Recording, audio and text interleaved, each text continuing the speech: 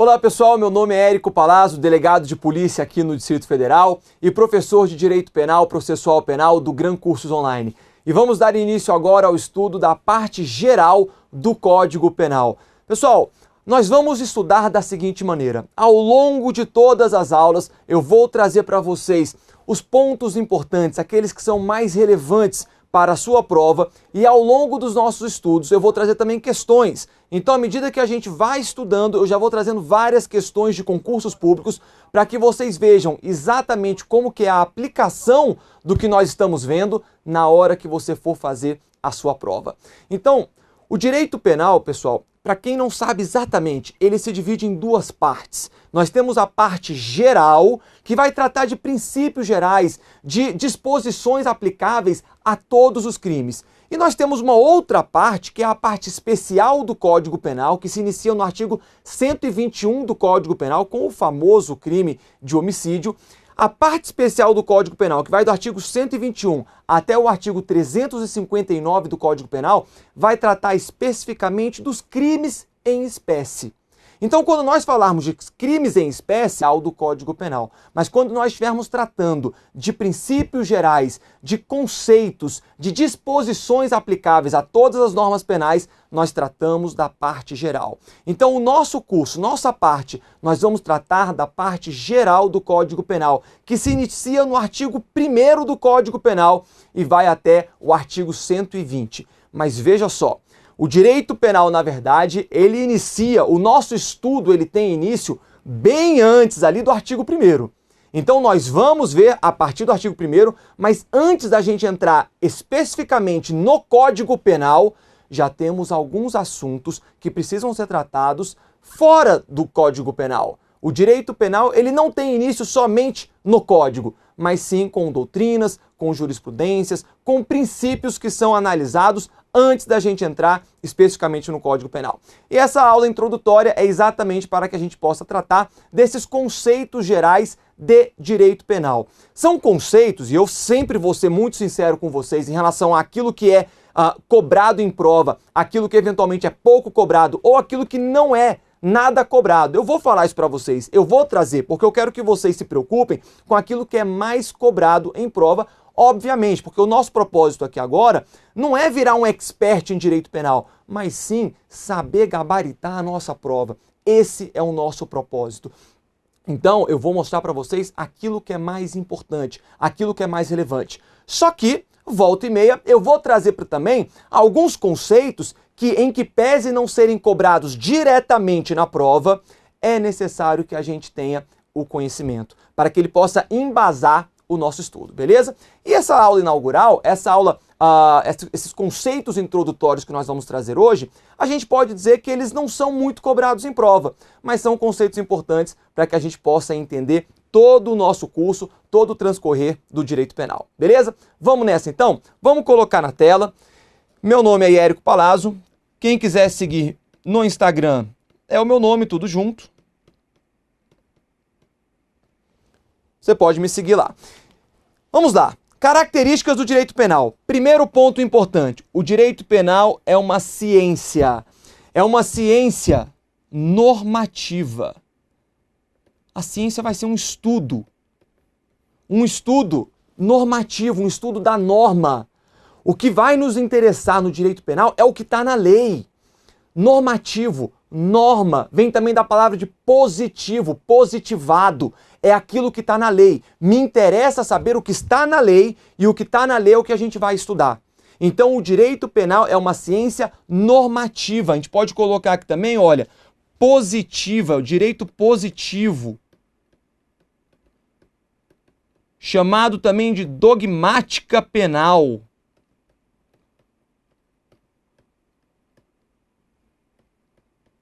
Tá? Cuidado, não se confunde com a criminologia. Vocês vão pensar em criminologia. Criminologia é outra coisa completamente diferente. A criminologia, ela tenta entender, ela estuda as razões que levam o sujeito a delinquir. A criminologia estuda as razões que às vezes levam uma vítima a ser vítima de um crime. O direito penal não. Não me interessa conjecturas, filosofias, não. é uma ciência normativa. Vamos ver o que está na norma e a aplicação da norma ao fato concreto, beleza? Outro ponto importante, o direito penal é fragmentário. Galera, isso daqui tá caindo muito, tá bom? Isso tá caindo demais em prova e tem que entender o caráter fragmentário do direito penal. Vem comigo. Fragmentário, vem da palavra de fragmento. Professor, o que é fragmento? É um pedaço, é um pedaço. O direito penal, ele vai cuidar somente de um pedaço dos ilícitos. No nosso direito, no nosso ordenamento jurídico, nas relações sociais, existem várias formas de ilícitos, existem vários ilícitos. Olha aqui na tela. Vamos colocar aqui um grande círculo com vários ilícitos. O direito penal, ele não vai abarcar todos os ilícitos. O direito penal vai abarcar uma parte desses ilícitos. Tá aqui, olha, direito penal. Ele vai abarcar somente uma parte desses ilícitos. Não é o papel do direito penal se preocupar com tudo de errado que acontece no mundo. Ele vai se preocupar com aquilo que tem relevância para o seu estudo. Então veja só, você deixa o seu carro que está quebrado, você deixa lá no mecânico, beleza? Deixou no mecânico. O mecânico cobra R$1.000 para consertar o seu carro. Você paga R$1.000 adiantado. Quando você vai buscar o seu carro, o mecânico não só não consertou o seu carro, como ele também estragou ainda mais o seu carro. Trouxe mais prejuízo para você. Opa, atenção. Este mecânico, ele praticou um ilícito? Praticou. Ele praticou um ilícito consumerista, um ilícito lá do direito do consumidor. Ele não adimpliu o contrato que ele estabeleceu com você. E cabe indenização nesse caso. Então ele praticou um ilícito lá do direito do consumidor. Ele praticou um ilícito penal? De maneira alguma. Olha aqui um círculo. Ó, direito do consumidor aqui, direito penal.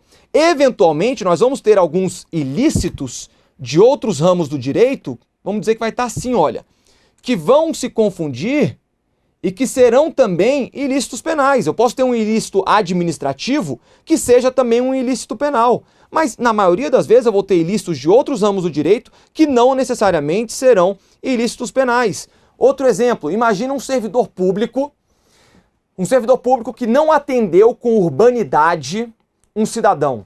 Se ele não atendeu com urbanidade um cidadão, ele está sujeito a sanções administrativas. Professor, ele cometeu algum crime? Não. Não há nenhum crime previsto no Código Penal ou na legislação extravagante penal dizendo que se o servidor público não atende com urbanidade o cidadão, ele será punido por crime. Não há. Não vai ter crime. Mas ele está sujeito a uma sanção administrativa. Por quê? Porque ele praticou um ilícito, mas um ilícito administrativo. Então veja, pessoal, o direito penal, ele elege, tá bom? Usa essa palavra. Ele elege os bens jurídicos mais relevantes da vida em sociedade para tutelar. Beleza? Tem caído muito o caráter fragmentário do direito penal. Inclusive, ele vai estar relacionado com o princípio da fragmentariedade, que é um princípio que nós vamos ver nas próximas aulas, beleza? Trazer aí uma questãozinha para vocês. Olha só. Cabe ao legislador, na sua propícia função, proteger os mais diferentes tipos de bens jurídicos, combinando as respectivas sanções de acordo com a importância para a sociedade. Assim, haverá o ilícito administrativo, o civil, o penal e etc. Este último é o que interessa ao direito penal, justamente por proteger os bens jurídicos mais importantes. Então, o direito penal, de fato, ele vai proteger aqueles bens jurídicos mais relevantes, aqueles mais importantes que foram eleitos para a tutela penal, como a vida, a liberdade, o patrimônio, liberdade sexual, a administração pública e etc. Então vem, o direito penal, letra A, tem natureza minimalista, pois se ocupa, inclusive, dos bens jurídicos de valor irrisório. Errado. Errado. O direito penal não pode se preocupar com coisa pequena. É por isso que nós vamos falar daqui a pouco, mais para frente, do princípio da insignificância. Aquilo que é irrisório, aquilo que não tem importância, não vai ter tipicidade material. não vai ter relevância para o direito penal. O direito penal não pode se preocupar com o pouco, ele tem que se preocupar com o grande, com o muito, aquilo que efetivamente afeta a vida em sociedade. Letra B. O direito penal tem natureza burguesa, pois se volta exclusivamente para a proteção daqueles que gerenciam o poder produtivo e a economia estatal. Errado, o direito penal, ele não tem função de proteger somente a burguesia, somente determinada classe social. Muito pelo contrário, deve proteger todas as classes sociais. Letra C, é ramo do direito público e privado. Errado. O direito penal é um ramo do direito público. Beleza? Lembrem-se disso, é um ramo do direito público, pois protege bens que pertencem ao Estado, assim como aqueles de propriedade individualizada. De fato, o direito penal ele vai proteger tanto bens de interesse particular, quanto bens de interesse público. E o Estado, na verdade, no direito penal, ele sempre vai ser sujeito passivo, mediato, secundário de qualquer infração penal. Por quê? Porque o Estado sempre vai ter interesse em punir aquele que pratica um crime. Mas, em que pese o direito penal tutelar bens jurídicos particulares e públicos, trata-se de um ramo do direito público. Fechou? Letra D. Admite a perquisição estadual. O que é a perquisição estadual? É a persecução penal. Então, admite a perquisição estatal por crimes não previstos estritamente em lei, assim como a retroação da lex gravior, de maneira alguma, pessoal. Tem dois erros aqui. O direito penal só pode haver a persecução penal em razão de crimes que estão previstos expressamente em lei. Então aqui tem um erro, assim como a retroação da lex gravior. De maneira alguma, não é possível a retroação, ou seja, não é possível que uma lei mais gravosa ao réu venha a retroagir. Todos esses são conceitos que nós vamos ver detalhadamente ao longo do curso. Portanto, letra D também está errada. Letra E, já sabemos que será o nosso gabarito. Olha o que diz. Direito penal tem natureza fragmentária. Ou seja, somente protege os bens jurídicos mais importantes, pois os demais são protegidos pelos outros ramos do direito. Beleza?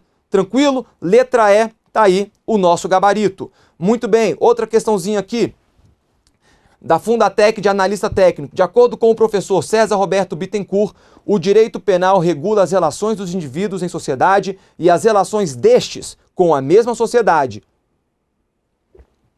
A persecução criminal somente pode ser legitimamente desempenhada de acordo com as normas pré-estabelecidas, legisladas de acordo com as regras de um sistema democrático.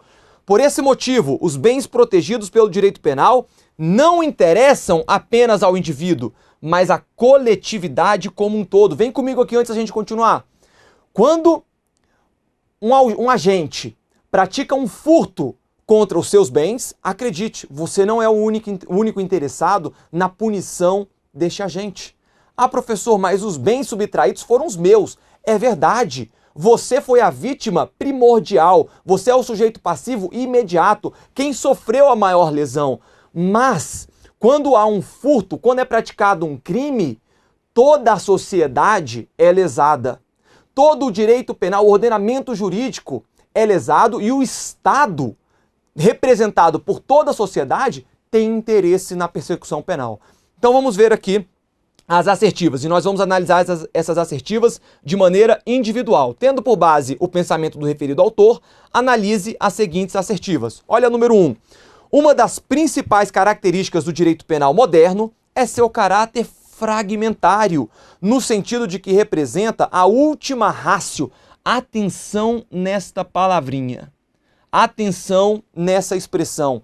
A última ratio é a última possibilidade, a última solução, o último meio que pode ser utilizado. Ou seja, eu tento proteger bens jurídicos por meio dos outros ramos do direito. Se eles não forem suficientes, só aí que eu vou me valer do direito penal. Então o direito penal é a última ratio dentro do ordenamento jurídico. É o que está dizendo aqui a questão. Olha só, vou começar de novo aqui para a gente não perder. Uma das principais características do direito penal moderno é seu caráter fragmentário, no sentido de que representa a última ratio do sistema para a proteção daqueles bens e interesses de maior importância para o indivíduo e a sociedade à qual pertence. Absolutamente correto. Olha aqui esse caráter fragmentário sendo cobrado mais uma vez. Olha número 2. Segundo leciona, Paulo César Bussato, o direito penal atua como um instrumento mais contundente, atenção, o direito penal atua como o instrumento mais contundente de que dispõe o Estado para levar a cabo o controle social. Sua intervenção, portanto, constitui uma violência por si só, razão pela qual o seu emprego deve dar-se somente na exata medida da urgente necessidade de preservação da sociedade. Galera, você olha isso daqui e fala, professor, difícil de entender. Não, não é difícil. É só a gente ler aqui, olha, palavra por palavra, expressão por expressão, a gente vai entender. O que está dizendo essa assertiva é que, de fato, o direito penal ele vai ser utilizado em último caso. E ele tem que ser evitado. A gente evita utilizar o direito penal no ordenamento jurídico porque o direito penal, quando ele age com violência. Professor, então essa assertiva está errada porque o direito penal ele age de acordo com a lei, não há violência. Cuidado, pessoal. Há uma violência, sim. Veja só, quando a polícia precisa prender alguém que está praticando um crime, se for necessário o uso da força, a polícia não está autorizada a usar a força? Quando o sujeito é condenado a 20 anos de prisão, ele não vai ter a sua liberdade cerceada? Ele não vai ficar preso? É uma violência que o Estado está aplicando contra o seu cidadão. Mas veja bem, não é uma violência ilícita, é sim uma violência lícita, uma violência permitida de acordo com o ordenamento jurídico. Eu vou ler mais uma vez aqui para ver se agora a gente entende bem. Olha só, segundo leciona Paulo César Bussato, o direito penal atua como um instrumento mais contundente, mais forte, mais poderoso de que dispõe o Estado para levar a cabo o controle social. Se os outros ramos do direito não estão conseguindo impor o controle social, nós vamos nos valer do direito penal. Sua intervenção, portanto, constitui uma violência por si só, razão pela qual o seu emprego deve dar-se somente na exata medida da urgente necessidade de preservação da sociedade. Absolutamente correta. Ambas as assertivas estão corretas. Beleza? Mostrei para vocês aí como que está caindo o caráter fragmentário do direito penal, então muita atenção nesse detalhe. Quero trazer agora o conceito de direito penal. E atenção, nós vamos estudar esse conceito aqui. Eu não quero que você decore esse conceito. Você não precisa decorar. Professor, eu tenho que saber cada elemento desse conceito. Não. Muito difícil a prova vir cobrar conceito. Até porque o conceito de direito penal, eu trouxe um conceito para vocês. Cada doutrinador vai trazer o seu próprio conceito. Tá bom? Então, não tem que ficar preocupado em saber, decorar o conceito. É a gente pegar a ideia geral, tá bom? O conceito em si, ele não é muito cobrado, não. Olha só. O que vai ser o conceito de direito penal? Conjunto de normas, regras, princípios que descrevem comportamentos reprováveis e ameaçadores da ordem social, denominados infrações criminais e que tragam como consequência a imposição de uma sanção penal. Eu quero chamar a atenção o seguinte, dentro desse conceito nós temos diferentes aspectos. Quando fala aqui conjunto de normas, regras e princípios, eu estou falando do aspecto formal. É onde está formalizado o direito penal, em normas, regras, princípios, que descrevem comportamentos. Tá? Esses comportamentos serão o aspecto material. Aspecto material. Esses comportamentos reprováveis, muita atenção, eles podem se dar por meio de uma ação ou de uma omissão. Eu tenho, às vezes, uma situação que eu posso agir de maneira omissiva, que é contrária à lei. Por exemplo, artigo 135 do Código Penal, omissão de socorro. Diante de uma situação de risco que outra pessoa está passando e eu tendo a possibilidade de ajudar, de salvar aquela pessoa, a lei impõe que eu haja. Se eu não ajo, se eu simplesmente me abstenho de agir, se eu omito essa possibilidade de socorro, eu vou responder por um delito penal. Então esses comportamentos podem ser tanto comissivos, por meio de uma ação, ou omissivos, por meio de uma omissão. Seria o aspecto material. Então, comportamentos reprováveis e ameaçadores da ordem social. E aqui a gente vai ter, então, o aspecto social. Tá bom? São três aspectos, então, aspecto formal, material e social. Eu quero analisar com um pouquinho mais de cuidado esse aspecto formal, tá bom? Por quê? Porque o aspecto formal tem um ponto que é bem relevante, que cai muito em prova, que são as fontes. As fontes do direito penal. Eu não estou falando que o direito penal ele é um conjunto de normas, regras, princípios. Muito bem. Essas normas, essas regras, esses princípios, eles são oriundos de uma fonte. Olha só, quando você vai beber a água da fonte, a fonte é de onde está vindo a água ali, é a origem da água. Mesma coisa aqui no direito penal, mesma coisa, leva essa ideia. As fontes do direito penal são os instrumentos, são da onde é oriundo o direito penal, da onde surge o direito penal. E é isso que nós vamos ver aqui, eu quero falar para vocês sobre as fontes. Depois a gente volta aqui para o conceito, a gente vai voltar ainda mais aqui para o conceito, mas vamos falar dessas fontes do direito penal. Existem duas fontes, e isso daqui é cobrado em prova, tá? Existe a fonte material e a fonte formal. Vamos começar pela fonte material. A fonte material é o quem. Como assim, professor, quem? É exatamente quem. É o órgão, vamos botar aqui, olha. É o órgão encarregado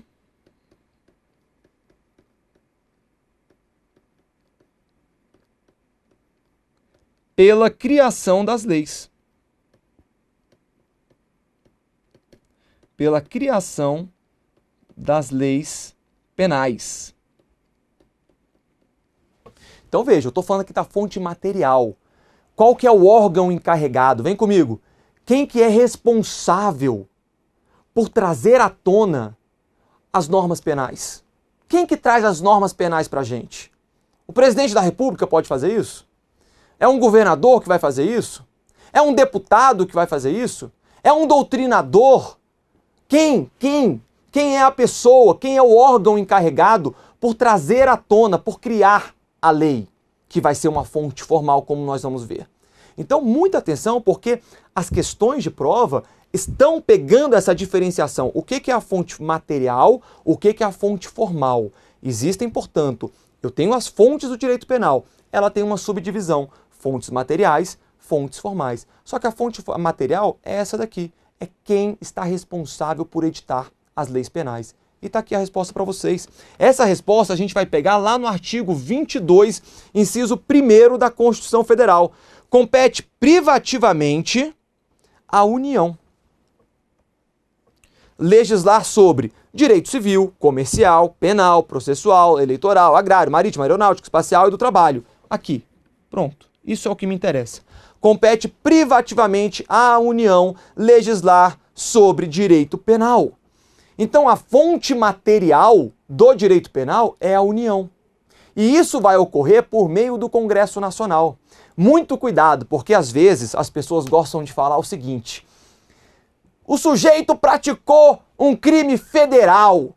Pessoal, praticamente todos os crimes são federais. Os crimes, eles são oriundos da União. Os estados, os municípios, eles não vão legislar. A gente vai ver aqui uma exceção. Mas, em regra, eles não vão legislar sobre direito penal. Então, todos os crimes, eles são oriundos da União. Eles são oriundos do Congresso Nacional, que vai votar, o presidente da República vai sancionar, a gente vai ter a promulgação da lei, a publicação da lei para que ela entre em vigor.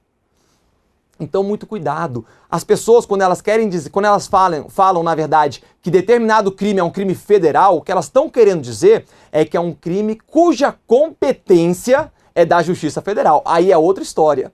Aí é outra história. Eu tenho, por exemplo, crime de furto, crime de roubo. Quem é a fonte material? É a União. A União que editou o Código Penal por meio do Congresso Nacional. E nós temos, então, crimes federais, mas que são apurados da Justiça Estadual. Diferente, por exemplo, do contrabando, do descaminho, que também são crimes que estão previstos no Código Penal, mas eles sim vão ter a competência da Justiça Federal. Então, cuidado, tá bom? Não vamos ser leigos para falar determinado crime é um crime federal. No Brasil, todos os crimes são federais. tá bom? Lá nos Estados Unidos, realmente eles têm essa diferenciação. Tem crimes que são crimes somente em determinados estados. Esses serão os crimes estaduais. E aí você vai ter os crimes federais, que são editados pelo Congresso americano, pelo Capitólio americano, que daí abarcará todos os estados. Aqui no Brasil não funciona dessa maneira. Por quê? Porque a própria Constituição Federal determinou, compete privativamente à União legislar sobre direito penal, beleza? Então a nossa fonte material, quem que é? A União, beleza? Só que tem um detalhezinho, tem esse parágrafo único que diz: lei complementar poderá autorizar os estados a legislar sobre questões específicas das matérias relacionadas neste artigo. Então atenção, excepcionalmente, se eu tiver uma lei complementar, tá aqui um requisito, esta lei complementar ela pode eventualmente autorizar os estados federativos a legislar sobre questões, aqui outro requisito, específicas das matérias relacionadas neste artigo. Eventualmente, portanto, e muito cuidado em relação a isso, eventualmente, excepcionalmente, podem os estados federativos, a Bahia, Rio Grande do Sul, Goiás, Amazonas, podem vir a legislar sobre direito penal. Mas é uma exceção. Por quê? Porque a competência é privativa da União Federal, beleza? Aqui a gente entraria já um pouco em direito constitucional, e isso é legal também dos ramos do direito. Eles vão ali, um se sobrepondo para que a gente faça um estudo completo aí, afinal o direito é um só. Beleza, galera? Então, muita atenção nesses detalhes. Vamos então para a fonte formal. Se a fonte material era quem, a fonte formal é o quê? Como assim o quê, professor? Vamos botar aqui, ó, vamos esclarecer? É o objeto, o instrumento de exteriorização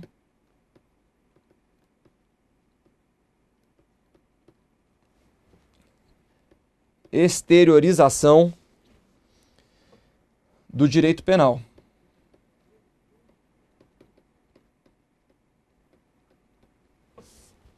Então é o como, é o que, onde que vai estar a norma penal. E pessoal, atenção aqui nesse detalhe. Nós temos uma doutrina que é uma doutrina clássica e nós temos uma doutrina moderna. E para essa doutrina clássica, a gente vai ter uma fonte formal imediata, que é a lei. Já para a doutrina contemporânea, mais moderna, nós vamos ter várias fontes formais imediatas. E isso que eu quero mostrar para vocês, porque isso tem sido cobrado em prova. Então, olha aqui. Eu tenho a classificação tradicional. De acordo com a classificação tradicional, e essa classificação tradicional, ela é a majoritária. Tá bom?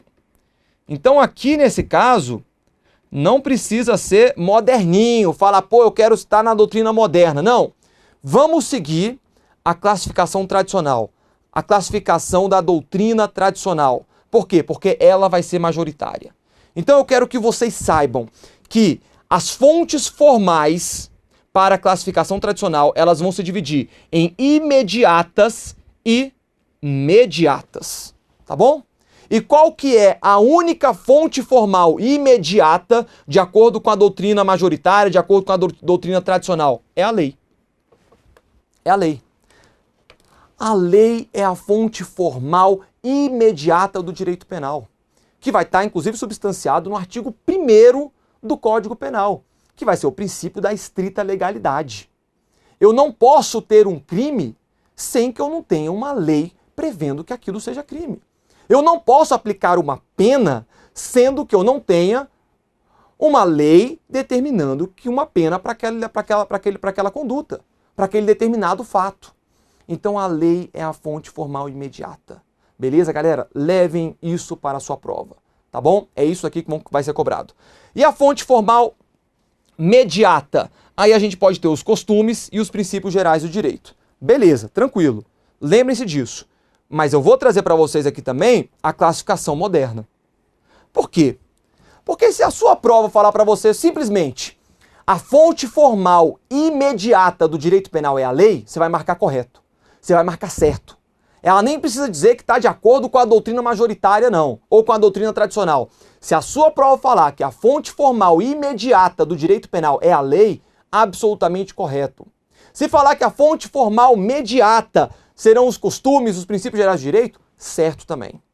Entretanto, vai que a sua prova fala o seguinte: de acordo com a doutrina contemporânea, de acordo com a doutrina moderna, as fontes formais imediatas do direito penal, além da lei, serão também a Constituição Federal, a jurisprudência, e passe a elencar outras fontes formais imediatas. É por isso que a gente precisa conhecer. Dá uma olhada aqui na tela.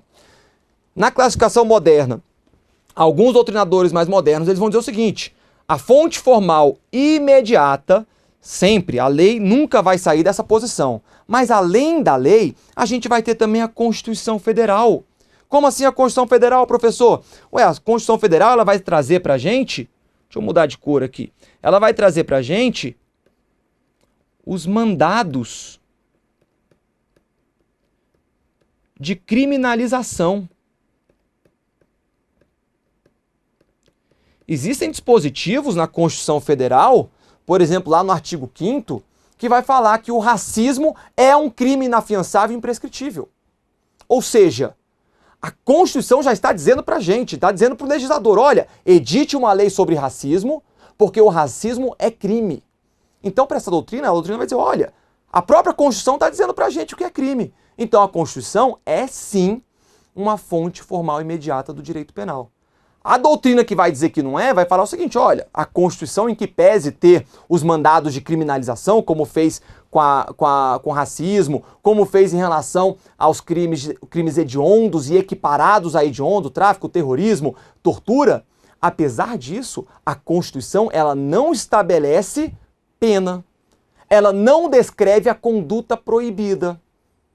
Então eu não posso chamar a Constituição de uma fonte formal imediata, em que pese ter, de fato, os mandados de criminalização. Então fica essa polêmica entre essas duas doutrinas.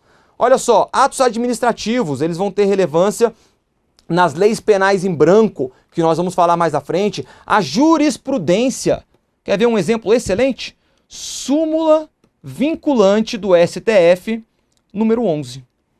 Tá bom? Súmula vinculante só tem do STF. É redundante falar súmula vinculante do STF. Mas para que fique mais claro, a súmula vinculante 11 do STF diz que é proibido o algemamento a menos que haja um risco para a própria segurança da pessoa, a menos que haja um risco de fuga. Caso contrário, os agentes que algemarem estarão sujeitos à responsabilidade civil, disciplinar e penal. Então, a própria súmula vinculante trazendo uma responsabilização penal para aquele agente público que eventualmente vier a algemar outra pessoa indevidamente. Então, essa doutrina fala, olha, a jurisprudência, principalmente por meio das súmulas vinculantes, vai ter também aí um caráter de fonte formal imediata. Tratados e convenções internacionais de direitos humanos que vão aí ter o caráter da supralegalidade ou, se forem aprovados de acordo com o quórum das emendas constitucionais, né, pode ser inclusive ser aprovado no direito penal brasileiro com o status de uma emenda constitucional. Os princípios é bem interessante. Essa doutrina vai dizer, por exemplo, em relação ao princípio da insignificância. O princípio da insignificância vai retirar o caráter de crime de uma determinada conduta. Vai dizer, olha, essa conduta é insignificante para o direito penal. Então ela não pode ser aplicada. Não pode ser aplicada a pena nesse caso concreto. Mesma coisa em relação ao princípio da adequação social. Então a doutrina moderna vai dizer, olha, até os princípios nós vamos dizer que eles são também fontes formais imediatas do direito penal. E quais são as fontes formais mediatas para a doutrina moderna? Seriam então a doutrina e os costumes, tá bom? Veja que os costumes, tanto para a doutrina tradicional quanto para a doutrina moderna, vão ser considerados fontes formais mediatas. É muito interessante essa parte dos costumes. O costume, ele obviamente ele não pode criar uma lei. Eu não posso ter uma lei, não pode criar um crime. Eu não posso ter um crime baseado em um costume. Mas os costumes, eles vão servir para interpretar a lei ou para a sua fiel e devida execução. Pega o crime previsto no artigo 155 do Código Penal, que é o crime de furto. Lá no crime de furto, nós vamos ter uma figura chamada de furto noturno ou furto durante o repouso noturno. O que é o repouso noturno? O que a gente vai considerar como repouso noturno? Depende. Depende. Numa cidade como São Paulo, que é uma cidade que nunca dorme, o repouso noturno, vamos chutar aqui, vai depender obviamente da análise do caso concreto, mas vamos dizer que o repouso noturno em São Paulo vai compreender do período da 1 da manhã até as 6 da manhã. Claro que o juiz vai analisar no caso concreto para dizer se há ou não esse repouso noturno na cidade de São Paulo, um furto que eventualmente tenha sido praticado durante esse horário. Mas vamos pegar agora uma cidade do interior em que as pessoas trabalham estritamente na roça e que precisam da luz do dia. Veja, às 4 horas da manhã, os cidadãos dessa vila, dessa área rural, eles já estão acordados. Porque às 5 horas da manhã eles já estão trabalhando na roça. Às 6, 7 horas da noite, é possível que eles já estejam deitados, dormindo para começar o próximo dia. Então, veja como os costumes dentro do nosso Brasil, em um determinado local como São Paulo, eu posso ter o furto noturno compreendido, vamos dizer, entre meia-noite, 1 da manhã e 6 da manhã, e já numa localidade como uma vila que trabalha mais na roça, numa zona rural, às vezes esse furto noturno ele será levado em consideração no período das 8 da noite até as 4 horas da manhã. Então os costumes eles entram em qualquer, seja qual for a doutrina a ser adotada, como uma fonte formal imediata, tá bom? Que vai auxiliar na aplicação e na compreensão do direito penal. Beleza, pessoal? Muito bem, questãozinha. Com relação às fontes do direito penal, é correto dizer que as fontes formais são classificadas em materiais e de cognição, imediata e substancial, mediata e de produção, mediata e imediata. É isso. Alguma dificuldade? Nenhuma. É isso. Vamos voltar aqui?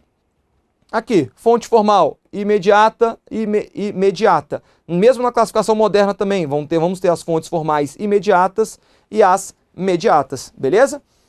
Muito bem. Então ele estava perguntando sobre as fontes formais. Elas são classificadas em imediata e imediata. Muito bem, nosso gabarito, letra D. Outra questãozinha. Acerca do direito penal, julgue os itens que se seguem.